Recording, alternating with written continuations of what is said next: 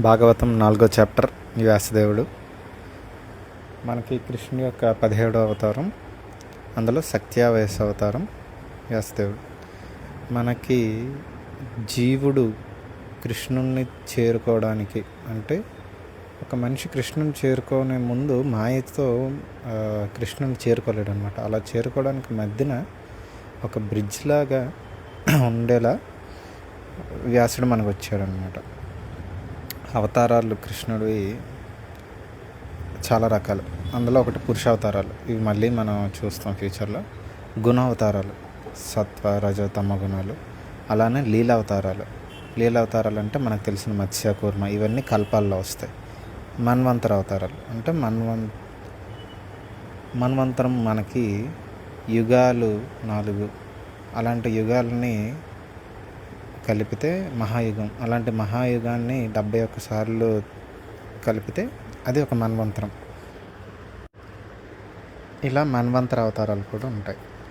ఇప్పుడు సత్యావేశ అవతారం ఏంటంటే కృష్ణుడు తన శక్తిని వాళ్ళకి ఇస్తాడనమాట. కృష్ణుడు డైరెక్ట్గా రాడు.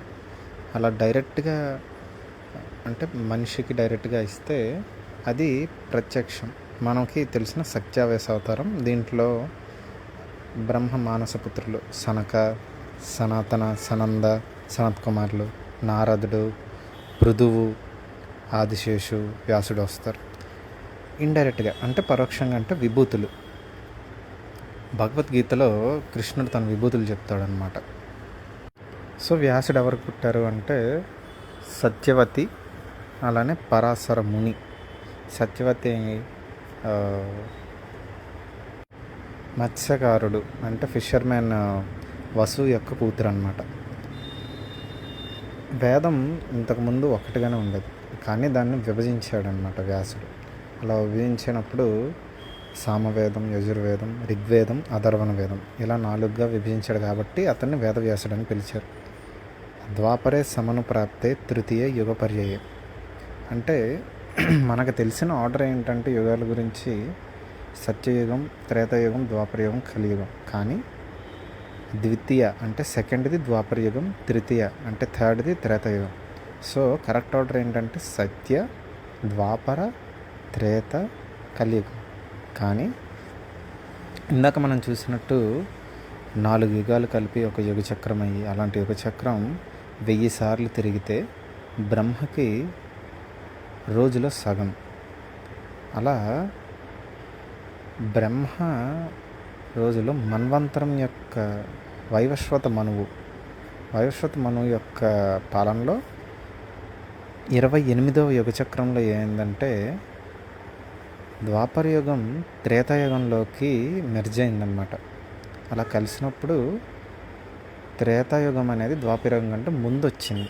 సో మనకి తెలిసిన ఈ యుగం ఎలాంటిదంటే సత్య, త్రేత, ద్వాపర, కలి. అది ఎందుకు అలా వచ్చిందంటే ఈ స్పెషల్ అకేషన్లో అంటే ఇలా తిరుగుతున్నప్పుడు త్రేతాయుగం అనేది ద్వాపర యుగం కంటే ముందు వచ్చింది. సో ఇందాక చెప్పింది ఏదైతే ఉందో ద్వాపరే సమను ప్రాప్తే తృతీయ యుగ పర్యాయ అని.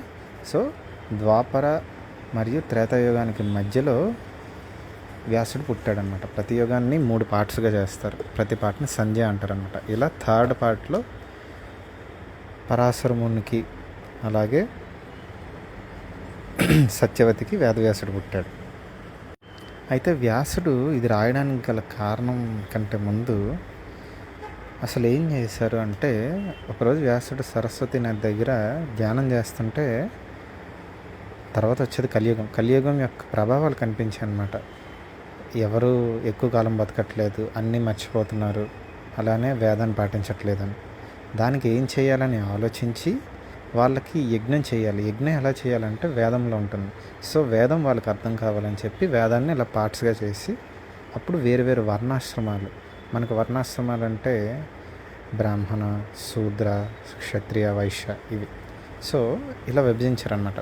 అప్పుడు ఋగ్వేదానికి పైలుడు, సామవేదానికి జైమిని, యజుర్వేదానికి వైశంపాయనుడు, అథర్వణ వేదానికి అంగీరుడు, పురాణ ఇతిహాసాలు అంటే రామాయణ మహాభారతాలకి రోమహర్షణుడు. వీళ్ళని ఆచార్యులుగా నిలిపించాడు. వేదం అందరికీ అర్థం కాకపోవచ్చు. దాంట్లో అల్పజ్ఞానులు అని చెప్పి ఇక్కడ మెన్షన్ చేసినట్టంటే స్త్రీలు, అలానే శూద్రులు. శూద్రులు అంటే ఫిజికల్ లేబర్ చేస్తారనమాట. మిగతా వాళ్ళకంటే ఈ బ్రాహ్మణ వైశ్యులు వీళ్ళు దేవుడిని ఆరాధిస్తారు, కానీ శూద్రులకి అంత ఉండదు.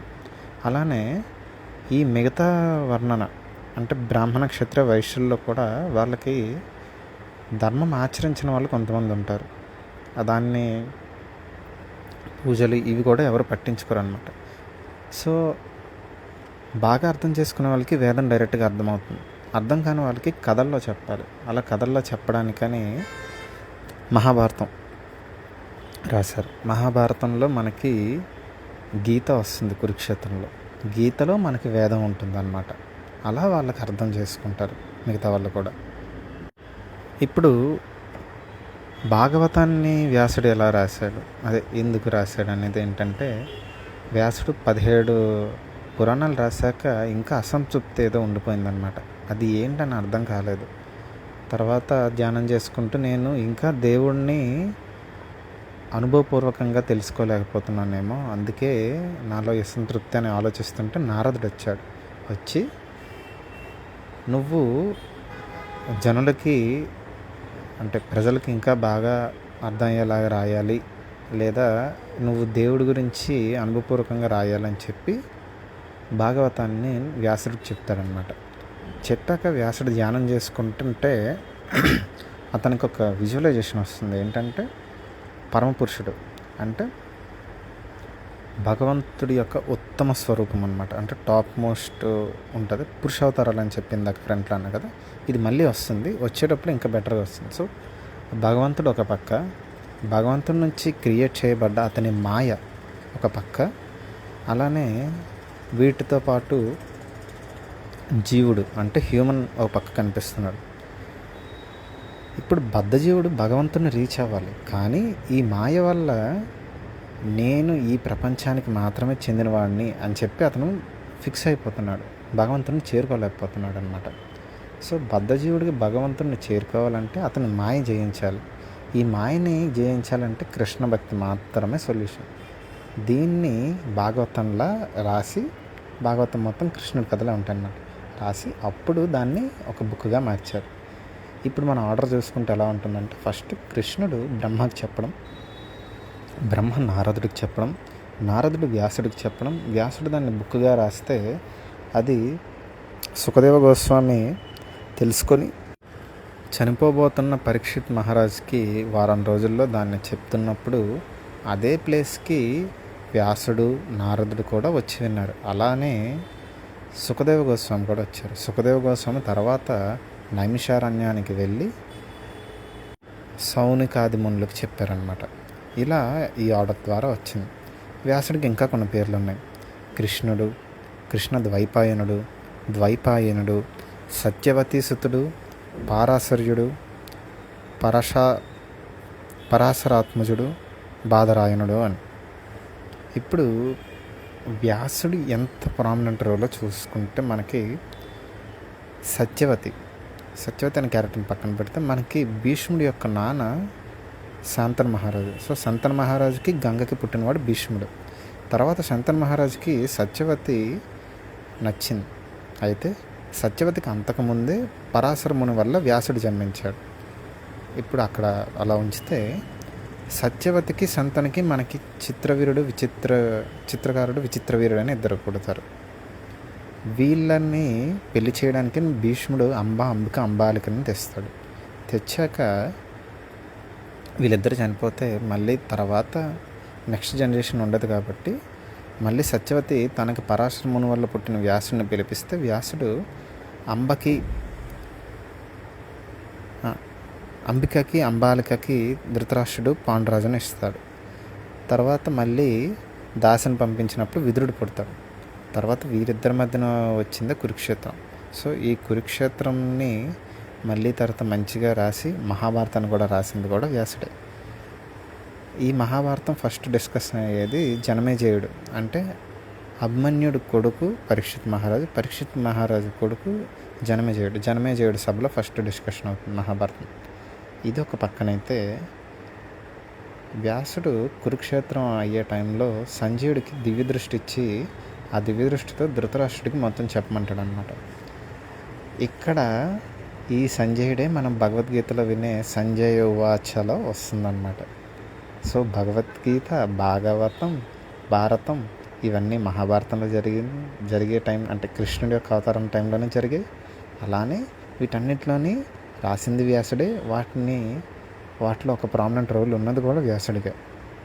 ఇలా ఇన్ని వేదాలు రాశాడు, అందరికీ ఆది గురువు కాబట్టి వ్యాస పూర్ణిమ లేదా గురు పూర్ణిమ అని చెప్పి మనం సెలబ్రేట్ చేసుకుంటాం. అలానే వ్యాసుడిని గురుదేవుడు అని మనం కీర్తిస్తాం.